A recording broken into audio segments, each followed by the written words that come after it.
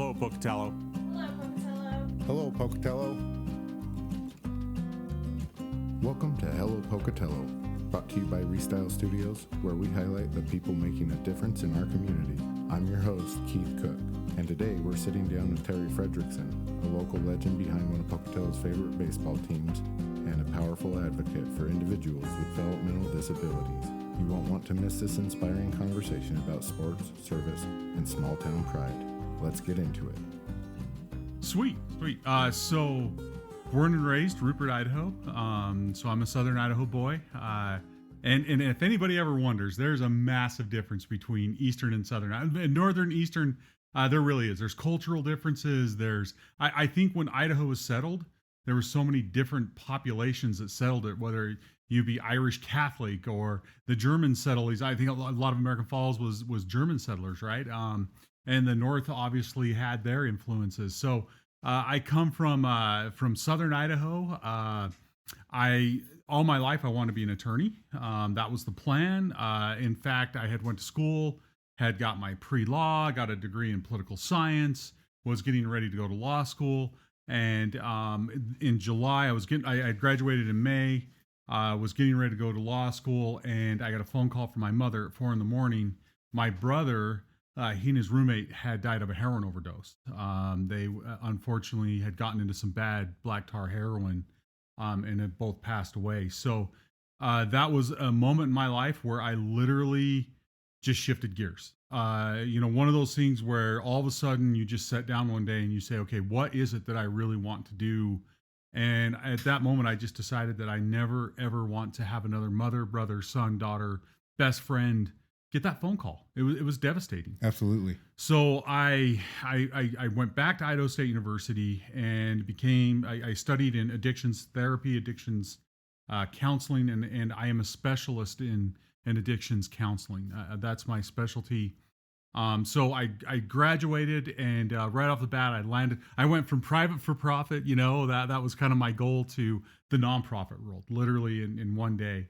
And I went to work for MK Place, Bannock Youth Foundation. 7 years there and all the gray hair.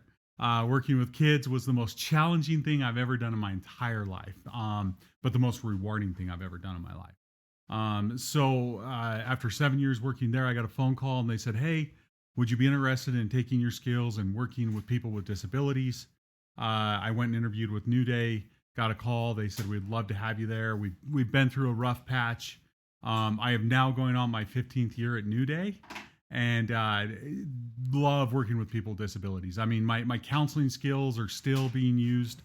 In 2014, my wife and I decided that Pocatello needed a baseball team, so we took the Tremont spot that was in the league and moved it to Pocatello. Nice. And that was the birth of the Gate City Grays baseball team. And then in 2018, I had an offer to acquire Pacific Rim Counseling. And that is where I practiced. Even when I was working at MK Place, I was practicing drug and alcohol counseling with adults at Pacific Rim. So I couldn't pass up the offer. So now I'm busy, being the CEO of no longer the CEO. I'm the president of New Day, and I'm part owner. My wife is majority owner of the Gate City Grays, and I have Pacific Rim counseling that I do counseling in the evenings. Nice. Do you find it hard to juggle all those hats, or do you find they kind of offset each other? So I have a notebook, and if I ever lost my notebook, I would be lost. My notebook has everything in it: my schedule, my to-do list. Every morning I get up and I have 3 pages dedicated to each business. Of course, in the winter, grays are pretty minimal, but during the summer, I have to make sure that I'm as organized as humanly possible to get as much done as possible. Awesome. Have you found a lot of support from the community when you started the Grays, and over the years as you've had that going? Yeah. So a little bit about the Grays. So a lot of people don't know this, but we originally were going to call the Grays the Thunder. Now, I find that ironic that 10 years later, Pocatello changed their name to the Thunder.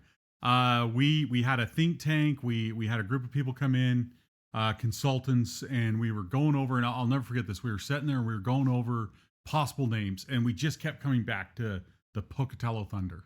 There was just a ring to it, right? And the first obstacle, the first thing we had come up was, well, really, it's Gate City. This is going to be Chubb again, Pocatello, right? It's the Gate City. And what is the Gate City? The Gate City was where the train stopped to either go up to Oregon or to go to California. So we said, okay, so we want to stick with Gate City, right? And my wife, who was in her master's program at the time, Erica, she said, you know, I've been doing a lot of study about the African Americans who played in the Negro League. And she said, I think we should honor those men, because at the time that league would stop in Pocatello and play against the Pocatello Cardinals. And she said, I think we need to honor those men who sacrificed so much for the game that we love. Because of them, Jackie was able to break the color barrier. He was able to be integrated in baseball. So she said, I think we need to be called the Gate City Grays. And hence the name. The Gate City Grays is named after the Homestead Grays, the African-American team that traveled through Pocatello. So we honor those men. And every year we have a Sluggers Night. That was the Pocatello African-American team that played here. They were the Sluggers. They were mostly worked with the railroad, but they had a team. We honor those men. Some years we wear a special uniform. Some years we just have a Sluggers Night where we try to find some of their family members to come back out, throw the first pitch, be a part of the program. So we get the team. We go to the city council. Got a little bit of heat from the city council, not from the council members, but from some of the community. You know, hey, what's going on here? What are these guys doing? We had someone get up and say, you know, they can't serve beer at their games. Well, most Americans know you can't have baseball without beer. Yeah, what is baseball without beer? Yeah, right? I mean, you know, that's like saying, well, you can't have hot dogs or peanuts either. So we said, well, you know, we kind of see things differently, but it was just a couple. Eric, I love how Eric could put this. You know, it was a small group of Pocatellans that were very loud, but they were small. They were just negative, right? And then we said, yeah, give us a chance, right? Give us a chance. So the city approved us. We got approved to be a part of the city. The next step was, you know, forming the team. And I'll never forget this. I'm sitting in my backyard the night before our first game. So our first game was a Friday night. Thursday night, I'm sitting in the backyard. We had some family who came for the home opener. My nephew came from Utah, and we had a barbecue. And I said, let's bless the food. And I said, God, let there be enough people that I can pay for the balls and I can pay for the umpires. Other than that, it would be awesome. So the next night we had over 2,000 people show up to support their Grays. We average about 1,100 to 1,500 a night to support their Grays. I mean, this town is passionate about their Gate City Grays. I don't say our Grays anymore. I don't say that term. I say their Grays, right? We're in this together because they make it possible. My coach called me today and he says, Terry, we're on the road tonight. We're headed to Logan. And he goes, I had to tell our new guys, our new players this year, you won't see or feel the electricity that you felt Saturday night with 2,000 people at that ballpark. Absolutely. Yeah. Yeah. I didn't know a lot of that stuff about the Grays. So that's kind of why we're doing this podcast, so that we can get some of that stuff out there and get some interesting things that people might not know and things about people that they may not know about. Yeah. So that is really awesome. We appreciate you coming here. Awesome. One of the things I've been impressed with is what you're doing over at New Day and the types of things that you do over there for your clients there. Could you explain a little bit of kind of what you do there? Yeah. So New Day just turned 53, which is so cool. I mean, so cool. So for over 53 years, this community not only realized that there was a need for people with disabilities and formed New Day. The Jolene Barnett Stevens and her family were the founders of New Day, but they realized that this was a nonprofit that needed to go forever, right? So the investment of the nonprofit for New Day. So a little bit about New Day. Right now, New Day has just over 100 people with disabilities who are employed. Our goal at New Day is to provide an employment experience for someone with a disability. So that can be screen printing. We're the largest producer of Idaho State University apparel. That can be car detailing. When I first got hired, I got a grant to get 2 new cars, okay? I got a grant, and I went, okay. So I went out and I found the 2 oldest cars that we had, and they were pretty trashed, right? So I went and got 2 people with disability, and I said, I need you to vacuum, wash, clean out these cars, and I'll come back in a couple hours. Because I was going to sell, back then it was Craigslist, right? I was going to sell these on Craigslist. I come back 2 hours later, and those cars looked brand new. And I went, you got to be freaking kidding me. These look amazing. And from that point forward, we started our car detailing operation. Yeah, we actually, that's how our car detailing got started. And yeah, it's been awesome. How much does it usually cost for somebody to come in and get a detail? So for a car detail, it's $150 if you want your entire car detailed. If you just want the inside done, it's $85. And that's completely done. People with disabilities, there are some people there to help those folks that we call them job coaches. Right now, there is about a month and a half waiting list to get in. Yeah, we're scheduled out for about a month and a half. We've won 4 awards with the Reader's Choice Awards. Our guys take a lot of pride. They take a lot of pride. The best part about car detailing, the thing I love the most, is this is a great place for us to train someone. You know, Cole Chevrolet and you know, Phil Meter, they know don't call to get their car scheduled. They call and get our guys. They call and say, hey, you got someone who's been trained? We'll hire them, right? So it's been really cool because that opens up another spot for someone else to come in and get trained.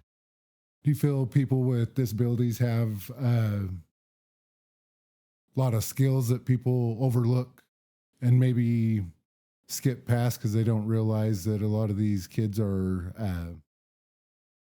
very dedicated and show up and want that responsibility? Yes. Yeah, 100%. You know, at New Day, we have a company motto. We adopted this a couple of years ago. It's a play on words, but it's don't diss my ability. And we adopted that because a lot of times what happens with people with disabilities is the focus is on their disability and you don't look at their abilities. So one of the things at New Day that we like to do is we like to give them an experience to try multiple things to say, hey, you got an ability here, right? That you're good at this. Let's really focus on that, right? We can still experiment with other stuff, right? We don't want to put you in a box, but you're really good at this. Let's start here. Let's build on that ability that you have and then continue to build other abilities. So to answer your question, absolutely. A lot of times it's the disability that's focused on, not the ability. And our goal is to change that and really focus on the ability, not the disability. Have you had good experiences with employees coming to help and people sticking around for long periods of time, not having a lot of turnover and things because of the type of work environment you like to have there? Yes. We are so blessed to have some of the most amazing workers. In 2020, you know, if you drive to a rest area in eastern Idaho, you'll see a big sign that says, this rest area is cleaned by New Day Products and Resources. We've been doing that. I think we're going on 8 years now, 7 years. We've been cleaning those rest areas. And in 2020, everything shut down. Now, for some people with disabilities, they have vulnerable immune systems. We're very aware of that. We were very careful with the COVID pandemic. We were told, if at all possible, in any way, can you keep the rest areas going? And the reason being is because the truckers weren't going into town. They were stopping at the rest areas. There was food trucks at the rest areas. But to get those supplies, the toilet paper that people were hoarding, right? Those trucks had to stay on the road and had to get through to get those supplies through. I had a very big meeting, special meeting with all the people that worked at the rest areas. And I said, guys, you don't have to work. You don't have to. Guess how many of them said, I don't want to work? Probably none of them. None. Every one of them said it is very important for me to be there. It's very important for me to keep those truckers on the road. And to this day, I still somewhat get emotional even thinking about that meeting because every one of them said, I don't know what the pandemic is. We don't know what we should be doing. I mean, at that point, our protection, our personal protection plan was wear a bandana around your face. I mean, we didn't know. So every one of them continued to work their shifts day in and day out to keep those trucks going. So yeah, I mean, it's just one of those things where we have been so blessed to have amazing job coaches and amazing people with disabilities, amazing workers. It's hard to have a bad day at New Day. It really is. You'll get called out pretty quick. Yeah, I've been really, really impressed every time I've stopped in there. Another question I have is, what types of things do you have right now that you may be struggling with that the community can help with New Day or with the Grays? Maybe some current events, things like that. Yeah, a really good question. We'll start with New Day. Probably the biggest thing, if you want to help us, in 2021, transportation ended. Okay. In 2021, non-emergency transportation. So for a lot of our folks, they depended on that. Some of them, PRT isn't an option, the Pocatello Rural Transit. So we are constantly writing grants. We're constantly doing 5K fun runs and things like that to help us raise money to provide transportation for those people who, unlike you and I that jump in our car and drive down the road, they don't have that option. So that's the one thing that we're always looking for donations and to be able to help us to do that. Now, in light of some of the recent events that have happened in Pocatello, right? The situation that happened just down the road here. My biggest request and my biggest ask, my biggest thing is the more awareness, the better, right? The more we can help people understand that there are people out there that are on the spectrum and not verbal, right? It doesn't mean they're being resistive. It doesn't mean that they're ignoring you or they're not wanting to comply. It's that they don't know how, right? So I think the biggest thing is education and awareness about disability. Okay, and so on a monetary transportation, every day of the year, telling people about what a disability is, how it can be perceived, how you can help people. Awareness, right? Awareness. I love in some states they're putting stickers on vehicles for people with disabilities to help law enforcement know, I just pulled over someone. They may not be verbal, right? Registering with like law enforcement and first responders so that they show up at a house and the house is burning. They know that person inside is deaf, right? Or hard of hearing, right? So awareness, I think, is the key. With Pacific Rim, mental health is real. We just celebrated Mental Health Month. Mental health, it used to be taboo. We're becoming a little better about talking about it. But, it's interesting. We have campaigns of wellness where we say you got to be physically fit and quit smoking and do this and do that. But we don't talk about mental health. We really kind of skirt around it. And it's almost like, it's funny because I tell people on Monday I'm going to do group. And I had someone knock on my door and they go, "That's so cool that you're open about your mental health." And I was like, "Well, yes, thank you, but actually, I'm the therapist. I'm the counselor, right? I'm the counselor, right? I'm the one that does the group. But thank you. It's so cool that you acknowledge that." And when it comes to the Gate City Grays, the biggest ask I have is win, lose, or draw, don't stop being a fan, because we love your energy is what makes that experience so awesome. We were supposed to raise the prices of tickets. We're $5. Since the day we started, it's $5 a ticket. We were supposed to raise it to $10 this year. And Eric and I said, absolutely not. Absolutely not. We'll ask the people who sponsor us to give us a little more, then raise the price of tickets, because that experience, baseball has an ability to bring a son, a father, a mother, a daughter, best friends, community together. Yeah, we're really excited that we were able to help sponsor this year. It makes us quite excited to be able to help the community have a place to spend time with their family. And we really enjoyed what you've done in the community. And even though I'm not always up on my baseball, which you could probably help me with, we just really enjoy giving back to our community, and being part of that gives us quite a bit of joy. If you could, maybe give us an update on what's been happening with the Grays and what's coming up. Yeah. So opening night was this last Saturday. I have to tell you this. One thing that I've really loved watching when I'm at a Grays game is 2,000 people who weren't looking at their phones for 3 hours. It's kind of fun because I get to go out on the field and look at the fans. And it's kind of fun to see people so engaged in something. We don't see that very much anymore, right? Even walking down the street, I was in the subway in Chicago. I was on the L train and 2 weeks ago, and everybody on the L train, nobody looked at each other. I was the only one looking at people. Everybody was on their phones, and I went, it's awesome to go to a Grays game and just have everybody kind of unplug for a couple hours and just be there. One other thing about the Gate City Grays, I can go out in the parking lot. I do this frequently to go get another dozen balls.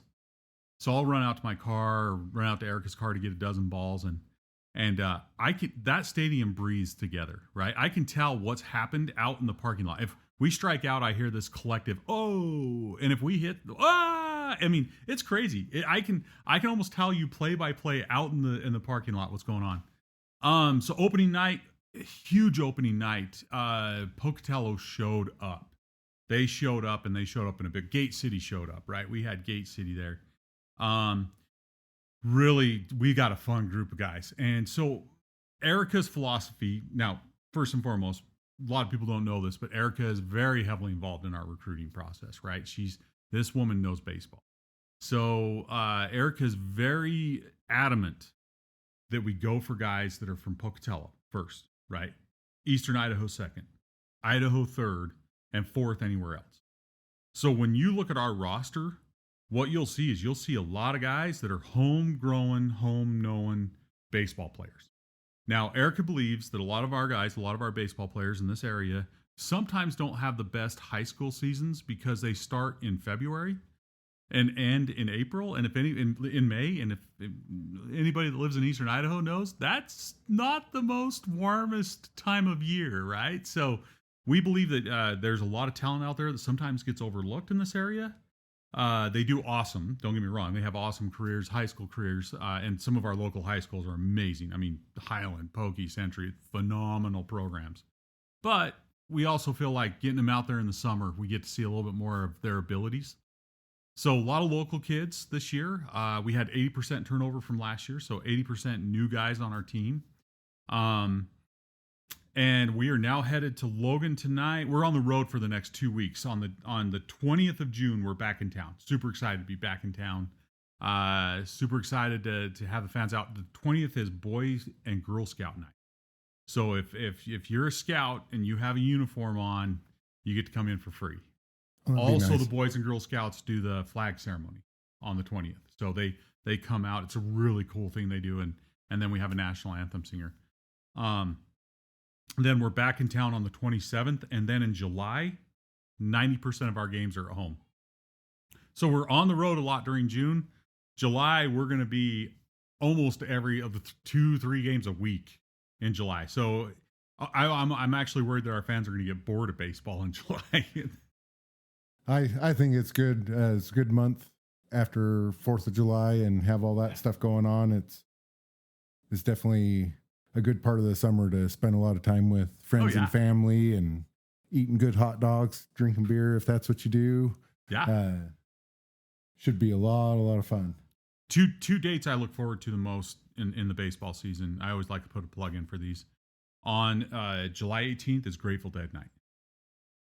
So we have a band that comes and plays. Your ticket will get you in for the band, and we'll get you in for the game. So 6 o'clock the band starts. They play till 7. Sometimes we start at 5:30. We go a little early. We'll get the jamming going on. But we love Grateful Dead night. The guys wear tie-dye uniforms out on the field. We play Grateful Dead music. The band's amazing. It's Touch of Grey. It's a local band here in town. And the second night that I look forward to this all year long, is the reading in the outfield. So we have about 200 kids who show up, and our players read to them out in the outfield, and it's the coolest thing ever, right? I mean, and they each get a book. They get a shirt, read, talk, play. United Way does this, and it's one of the coolest things. 2 things I love to do: read and baseball. So it's one of my favorite nights. Absolutely. So this begs another question: is there any other organizations that you're a part of that you enjoy doing things? Yes. I'm a Bannock Civitan. I'm a Rotarian and a Bannock Civitan, and I will tell you that if you come to Pocatello and you say there's nothing to do, it's because you have chosen not to get involved. Bottom line. Absolutely. It drives me nuts when people say, well, there's nothing to do in Pocatello. I go, that's because you're not looking, right? You gotta kind of get out of your house. Oh yeah, get out of your house. I mean, we have 3 Rotary clubs in town, right? Rotary sells my beer at the games. They get 50% of all beer sales. So They're buying backpacks for kids, crosswalks, computers, laptops. I mean, they're helping the community with beer sales. I tell this to politicians all the time. You want to have a sin tax? This is how you do it, right? 50% to a civic organization. Civitans, we meet every Wednesday. We just got done with our Civitan meeting. Revive at 5. I mean, it's phenomenal. You can be involved in this community. You just got it. You have to do it. Yeah, I'm actually a Blackfoot native, and I used to sit and complain that there's never anything to do besides, things that probably aren't good for you. And then came up here, and my wife started in Civitans, and I followed her one day, and I really liked it, and ended up meeting you and quite a few other really great people. But yeah, I absolutely believe that if you kind of get out and join some of these organizations, you end up finding a purpose and something that makes you feel good for getting up that week and getting out of your house and going doing things. And they not only make you feel good about yourself, but also help your community and help somebody else is in need, or, maybe even just needs a friend, somebody to talk to for a minute, or encouragement, things like that. 100%. So yeah, I've really enjoyed kind of dipping my toe in the Pocatello waters. So that's what makes it kind of fun to do this podcast, is kind of highlight some of the cool people and cool things to do here in town, and maybe some history behind why some of it's been happening, and how some of us can kind of help make that a little bit more of a reality for more people. Love it. I grew up, my mom had her master's degree in special education. So I grew up kind of in the developmental disabilities arena, and really found that I'd rather hang out with a lot of those guys than some other people. 100% agree. Yes. Just the genuineness, the kindness, the honesty, sometimes blatant honesty. Yeah, brutal honesty. Amazing. Yeah. Sometimes that's hard to find these days. So yes, really, really enjoy it. And it definitely takes a village to help some of these kids succeed and feel understood, and being able to, function out in their community and feeling safe, and knowing that you have a community that supports that too. So you're not having to have, as many people looking out for you, because everybody's looking out for you, I guess, is the goal with a lot of this stuff. But I just really enjoy that. Yeah, love it. The other thing I would add to that, I'm a strong believer of this, is what you have to give, society needs to have.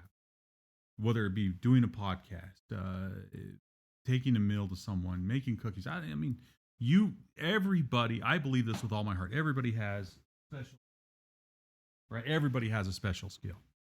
Share that skill, making things. I mean, beautiful things. Maybe you can sell them, maybe you give them away, maybe you do something. Everybody's an artist in their own unique way. Everyone. What you have to give, people need to have. I work with a lot of people that substances have hidden that from them. It's taken that away from them. And one of the coolest experiences for me in the counseling world is when I have a person say, you know what? I forgot how much I love doing that. And I forgot how awesome that was. And I forgot how great it was to share that with other people. And I just encourage anybody that hears this, is listening to this, just remember, what you have to give, people need to have. So give it away. You can make a difference. Something small, you can make a difference. Yeah. Yeah, it's definitely something I've found as I've gotten older, is kind of the more that you give without expecting to receive something, you end up receiving more than what you gave. Oh, absolutely. In the end. And you usually don't see it until you're looking in hindsight. You're like, all these great things that happened to me happened because I did this and did this. And, like Civitans that we were talking about earlier, for a long time I was looking for a purpose, something that made me feel good when I left, because a lot of times you can go somewhere, work really hard for something, and just feel defeated when you leave. And every time I leave Civitans or go and do one of the events that they put on, I go home and actually feeling like I accomplished something that, certain sense of pride, even if it wasn't the most eventful thing, just showing up and the people you're around and, everybody's there for the same cause. And it's just been something I didn't realize existed in Pocatello. You hear about clubs like Revive at 5. I'd been to Revive at 5 for years and never knew who the Civitans were. Didn't know those Civitans. Yes. And,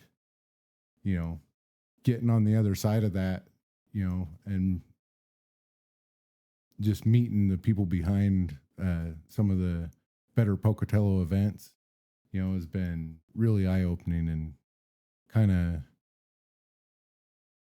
I guess you'd say, inspiring. Yeah. I use the word illuminating. I believe it's enlightening because what those clubs bring to our community is light and love. And so for me, I always feel enlightened when I walk away from those experiences. Yeah, I feel that it's more and more needed because over the past 10, 15, 20 years, ever since we got cell phones, it seems more and more everybody's heads into their phone and not interfacing with each other. And I think a lot of these organizations really make it to where, you don't have time to be on your phone because you're too busy interfacing with people and doing things like that. And I think it helps the community when you're able to kind of suspend your phone time and suspend all that other stuff and just kind of be a part of your community, be present. Yeah. And maybe look around and see where you might be able to help out, pick up, whether it's a neighbor or a stranger or opening the door at a store for somebody, just those types of things. Like, remember years ago, I went down to Texas with my wife and said to the gas station attendant, "Well, you have a great day. Thank you so much." And they looked at me like I was crazy because they're not used to that. No. Down in those big cities, it surprised me because they looked at me like I was going to hold them hostage or something, Yes, yeah. And up here, I've run into a lot of people that come here and they're like, everybody's so nice and everybody's so kind. And, it's a good thing that I hope Idaho and especially Pocatello holds on to and embraces to, kind of make things a little bit easier for everybody. And oh, absolutely. We're hardwired for human connection. mm-hmm. We sat around the campfire and we told each other stories. That's what set us apart from other mammals, is the ability to tell stories. And we said, look, over there is a tiger and it's mean. And if you go over there, you may not come back. And over there is where the fish are at. Go there, catch fish, come back. We're hardwired for that connection. And I think one of the things that, unfortunately, there's a lot of good things to social media. There's a lot of good things, but unfortunately, social media has taken that away from us because it's allowed us to either one, distort the story, right, to make it fake or false, but two, it's made us kind of faceless, and that's one of the things that it just stinks because I had a lady. Quick example. I had a lady who would post these horrible things. Every Wednesday I would post and say, Wednesday is Grateful Dead night because on ISU's radio station, KISU, is Dead Air, right? Corey Daniels does Dead Air. Phenomenal program. And I would post it and I'd say, hey, if you're tuning in, tune out, from 8 to 9, Dead Air. If you're a Grateful Dead guy, hopefully, or gal, you'll like this show. But she would leave these horrible comments on my Facebook, you drug pusher and, Grateful Dead or anti-Christian. And finally I met her and I said, listen, first and foremost, that there's deadheads in recovery, right? I mean, it's called wharf rats. And I said, second of all, I said, this music is a connection to my brothers, right? That are no longer with me. And why the reason I love the music, right? I mean, it's a connection. It's a part of me. Facebook had made her faceless, but when we were able to be face to face, it was like, oh, I'm so sorry. Oh, I didn't think about, I didn't even know that existed. Right. So I think sometimes, again, that the best thing about baseball, put your phone away, cheer for Pocatello. Right. I mean, put your phone away, get to know the person sitting next to you. We do not have assigned seating at Hallowell Ballpark. We refuse. We have people that have yelled at us because we don't have assigned seating. The reason we don't have assigned seating is because of baseball. It's not about who you are. It's about being a fan. Richest guy can sit next to the poorest guy. We don't care. Just come and cheer for the team. And a lot of bridges have been gapped at that ballpark. Absolutely. How would somebody, if somebody wants to try out for the team, what kind of process does that entail? Yeah, contact us. Let us know. Social media, email, which is on our social media, gatecitygrays@gmail.com. A lot of what we do now is we kind of go out and we get to know guys that are playing collegiate baseball. A lot of times we'll have a guy that played for us that will go back to his school that he's playing at and say, hey, I got a summer program for you. Coaches work very closely with our coaches, college coaches, with our college coaches. What kinds of success stories do you have from players that have come and played and left and continued on in their life? Yeah, so the biggest success story I have right now happened this year. I had a gentleman by the name of Braden Leiby who won 2 championships with me. It was really awesome to have him be a part of our program. He was my catcher, one of the smartest catchers in the league, one of the smartest catchers we ever had play for the Grays. I got a call from him, early February, and he says, hey, can we go out to dinner? And I said, sure, looking forward to meeting up with you. He had just finished med school, and he is going to be our team doctor. So he finished. I mean, I don't have kids, so I don't have proud dad moments, but I'll tell you what, man, not to sound weird, but I was a proud dad moment there, right? I was like, sweet, this kid who played for me. When I get an invitation for a guy who's finishing college, when I get a phone call, hey, wanted to let you know we're pregnant. Awesome. I'm going to be a dad. I can't believe it. When I get the wedding announcements, I mean, I've missed 2 weddings. I've been bummed. We've had prior engagements, but getting guys that say, hey, I'm married now. I mean, we were part of that journey. Family in every sense of the word. Yeah. And I tell that when we have our first team meeting at the beginning of the year, I said, look, guys, whether you like it or not, you're now part of the Grays family. So you're Gray. For the rest of your life, you'll be known as a Grays baseball player. So for better or worse, you're part of the fam. So better keep sending me those wedding invitations, those birth announcements, those career advancements. Yeah. Super proud of my guys. Kind of ends up growing out of that and just gets bigger and bigger and bigger. And then you're looking back 20, 30 years later and just like, holy smokes, can't believe all that happened. And you end up having all these good relationships with people. And hopefully that just kind of spreads like a seed and grows and grows and grows. And we've had a lot of offers on the team. We've had people that have come in and said, we'd like to buy the Grays. We want to, and most of those people that have come to us are out of state. They're out of, definitely not from Idaho. One guy was from Idaho. He was from Boise. So they obviously see something that they see something in the team, but they don't get Pocatello. Yeah. We haven't sold for that reason because they don't understand that this is so much more than just baseball. Some of those guys that have come in, they want to big box it, right? They want to cut out, right now I have a deal where, Amazing Glazed Donuts, right? I mean, we have the donut throw, right? I get it. Your mom, pa. I get it. We'll figure it out, right? Some of those people that have wanted to buy us, they don't want Amazing Glazed Donuts, right? They don't want you guys. They want the Walmarts and the big box Home Depots, and that's what they want. They want the kind of outsource all that. That's not who we are. That's not who Pocatello is. Pocatellans work hard and they play hard. And I told my guys this. I every year I tell my guys this. You want to piss your fans off? Look lazy, because these people are not lazy. And laziness drives a Pocatellan up the wall. So hustle. Don't ever give them a reason to think that you are lazy. If you are, they'll let you know too. Oh, they'll tell you. They'll let you know. Our fans are not above being boo birds to laziness. And our guys have heard it once or twice. I've had a guy not running as hard as he can at first base, and our fans let him know about it. So, yeah. That's pretty funny. It's always very interesting to kind of see the dynamics between, the public and a team, Oh, yeah. And especially like what you're saying, you're not out to be a big old profit monster, you're actually, main focus is, the fans and the team, not the bottom line all the time, and I think that ends up kind of fall on itself and ends up making you a longer term success than what could happen otherwise. Because a lot of times these big box stores or things like that come in and destroy the whole feeling of the whole reason anybody's showing up. And then they're like, well, how come I'm not getting all the people that these guys were getting? Yeah. And they miss the heart of the whole thing. And that's why I find a lot about sports. Even growing up, my dad did the scoreboard for the high school games.